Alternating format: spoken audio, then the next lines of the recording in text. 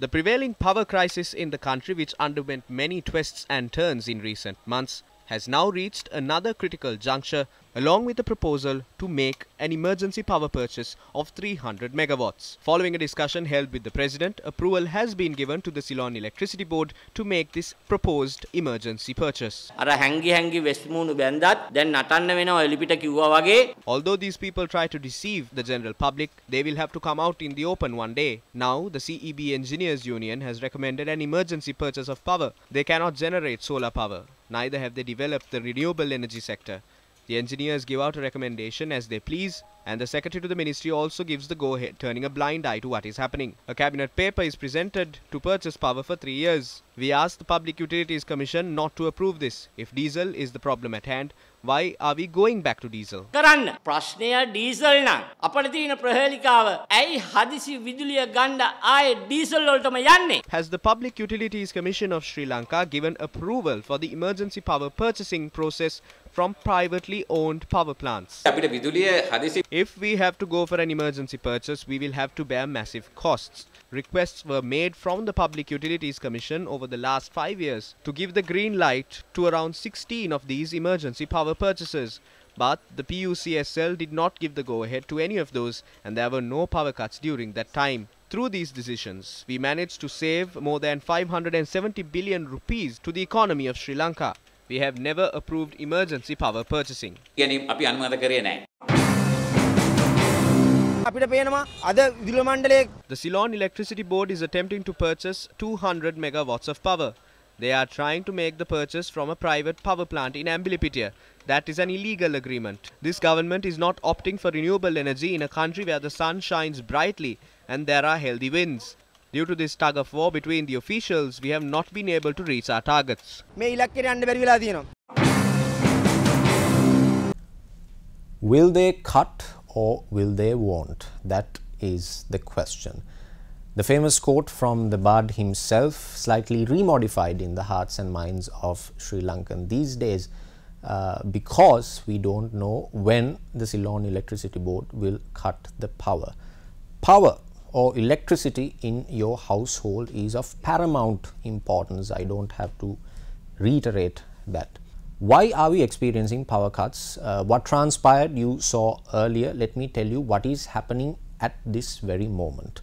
What you see right here is the daily electricity generation of our country, Sri Lanka, yesterday, the 30th of January 2022.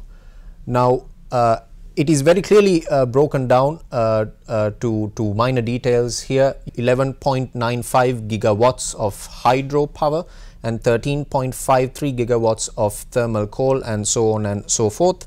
Well, the latest development in this power crisis or cutting power saga in Sri Lanka is that the broken down generator at the Norochole coal power plant, also known as the Lakvijaya power plant, was added back to the system, giving more strength to the entire grid of Sri Lanka to generate power. Now, with this particular figure that you see, 13.53 gigawatts, experts predict that this might go on up until 18 or 19 gigawatts per hour with the addition of the third generator of the coal power plant, the Norochole coal power plant, to the national grid. Now, it is common sense that this entire list is a system and the system needs to balance itself. So, when more power is going towards this side through thermal coal, what do we reduce? What do we suspend? Well, a normal sane man or a sane person would predict that it is IPP thermal oil, which is a huge weight for the government, which is the government has to allocate so much money for IPP thermal oil. So, why not suspend that? No, that is not the case.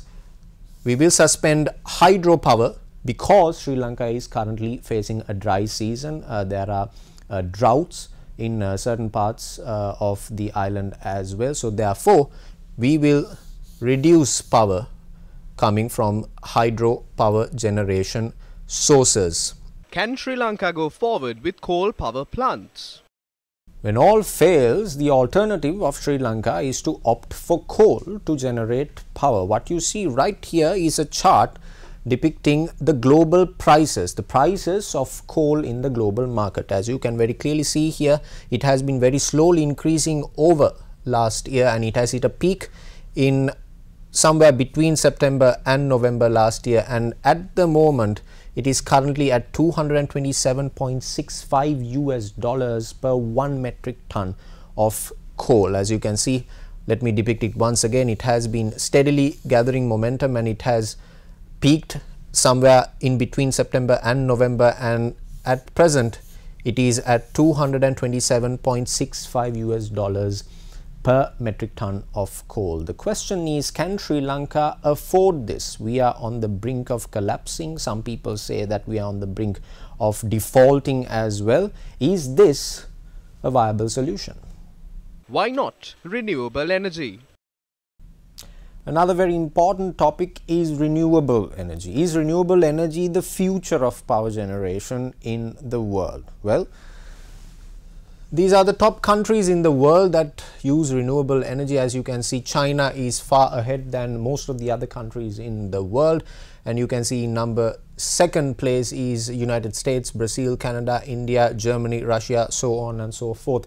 The million-dollar question here is, why can't Sri Lanka become a country that uses renewable energy? What are the obstacles that we have? Is it something really difficult that we can't attain as a country? Or is there a certain level of corruption involved in this endeavor? We need to keep one thing in mind.